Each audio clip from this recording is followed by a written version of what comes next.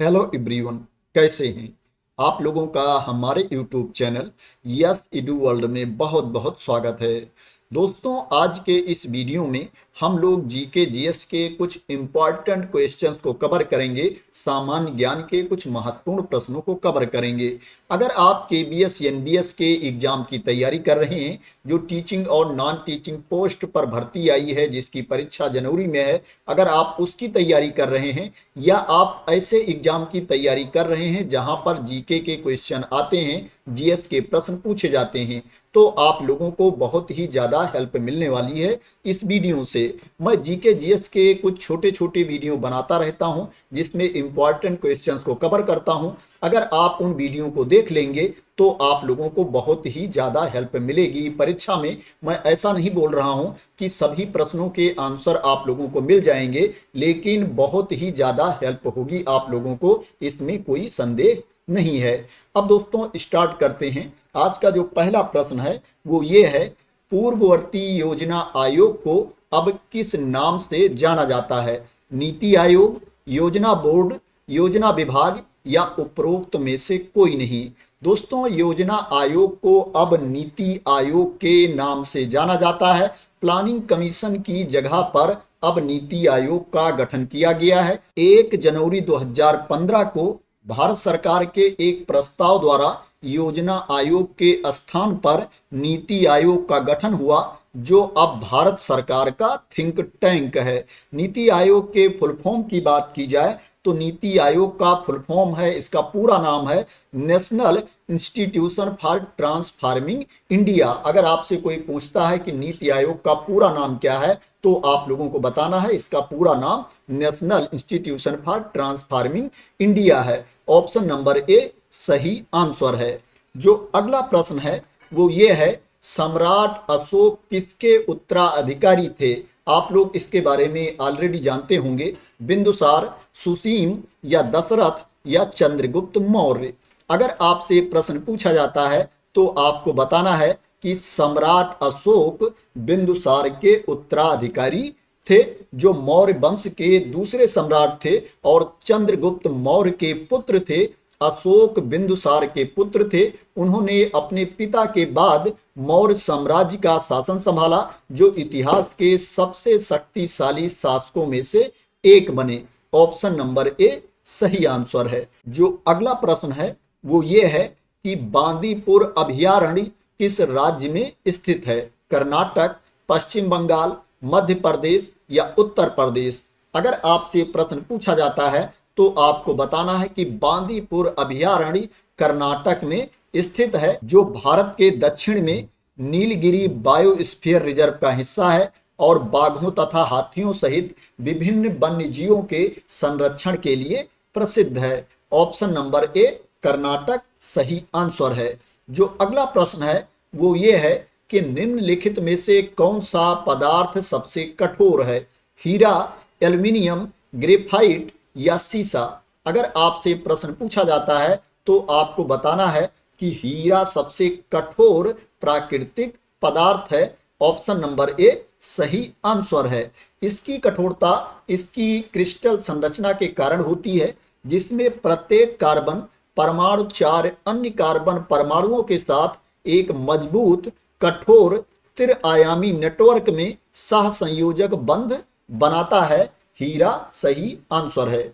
जो अगला प्रश्न है वो ये है कि शिक्षा का मुख्य उद्देश्य है व्यक्ति के का विकास करना। किसका विकास करना? नॉलेज ज्ञान का, बॉडी शरीर का, पर्सनालिटी व्यक्तित्व का या इंटेलिजेंस बुद्धिमत्ता का। किसका विकास करना है शिक्षा का मुख्य उद्देश्य? अगर आपसे यह प्रश्न पूछा जाता है तो आपको बताना है कि शिक्षा का मुख्य उद्देश्य पर्सनालिटी व्यक्तित्व का विकास करना है, जिसमें नैतिक चेतना और व्यक्तिगत स्वतंत्रता की स्थितियों में क्षमता शामिल है। ऑप्शन नंबर सी सही आंसर है। जो अगला प्रश्न है वो ये है कि महान संस्कृत कवि कालिदास किसके दरबार के सदस्य थे? हर्षवर्धन के, समुद्रगुप्त के या अशोक के या चंद्रगुप्त द्वितीय विक्रमादित्य के। अगर आपसे प्रश्न पूछा जाता है तो आपको बताना है कि महान संस्कृत कवि कालिदास चंद्रगुप्त द्वितीय विक्रमादित्य के दरबार के सदस्य थे और उनके 9 रत्नों में से एक थे, जो गुप्त साम्राज्य के स्वर्ण युग के कला और साहित्य के संरक्षक थे। ऑप्शन नंबर डी सही आंसर है। जो अगला प्रश्न है वो ये है कि भारत का पहला उपग्रह कौन था? आर्यभट्ट, भास्कर, इनसेट आईए, रोहिणी।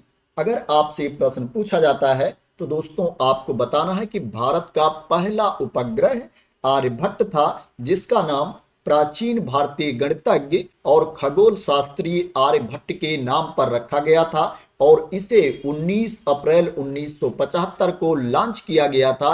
ये पूरी तरह से भारत में डिजाइन और निर्मित किया गया था। ये सोवियत संघ से लॉन्च किया गया था। ऑप्शन नंबर ए आर्यभट्ट सही आंसर है। जो अगला प्रश्न है वो ये है कि माउस किस तरह का इनपुट डिवाइस है?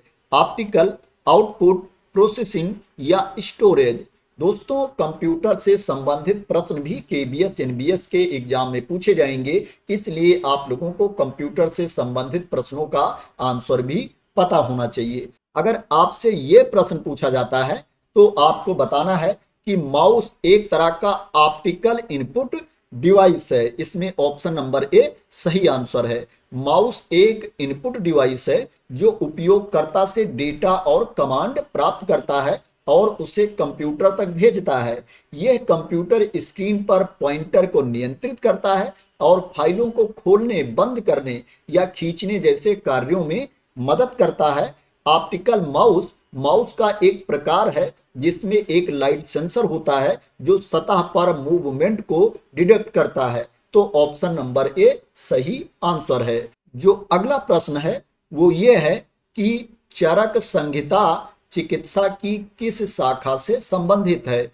आयुर्वेद, होम्योपैथी, यूनानी या एलोपैथी। अगर आपसे ये प्रश्न पूछा जाता है तो आपको बताना है चरक संहिता चिकित्सा की आयुर्वेद शाखा से संबंधित है। ऑप्शन नंबर ए सही आंसर है। जो भारत का प्राचीन और प्रामाणिक चिकित्सा विज्ञान है जिसमें रोगों के निदान, उपचार, आहार और स्वास्थ्य के सिद्धांतों का विस्तृत वर्णन मिलता है। ऑप्शन नंबर ए सही आंसर है। जो अगला प्रश्न है वो ये है ऑस्कर पुरस्कार का संबंध किस क्षेत्र से है? सिनेमा से, विज्ञान से या चिकित्सा से या साहित्य से? इसके बारे में आप लोग ऑलरेडी जानते होंगे क्योंकि आप लोगों ने ऑलरेडी सुना होगा या सुन रहे होंगे कि इसको पुरस्कार मिला, उसको ऑस्कर पुरस्कार मिला है। दोस्तों अगर आपसे प्रश्न पूछा जाता है तो आपको बताना है कि ऑस्कर पुरस्कार सिनेमा से संबंधित है, जिसे आधिकारिक तौर पर एकेडमी पुरस्कार ऑफ मेरिट कहा जाता है। अमेरिकी academy of motion picture arts and sciences द्वारा प्रतिवर्ष ये पुरस्कार दिए जाते हैं। ये पुरस्कार फिल्म उद्योग में निर्देशकों, कलाकारों और लेखकों सहित पेशेवरों की उत्कृष्टता को पहचान देने के लिए प्रदान किया जाता है। ऑप्शन नंबर ए सिनेमा सही आंसर है। ऑस्कर पुरस्कार का संबंध सिनेमा से है, ऑस्कर पुरस्कार का संबंध फिल्म से है। तो दोस्तों आज के ये इंपॉर्टेंट क्वेश्चंस थे, महत्वपूर्ण प्रश्न थे। आशा करते हैं कि आज की वीडियो आप लोगों को पसंद आई होगी।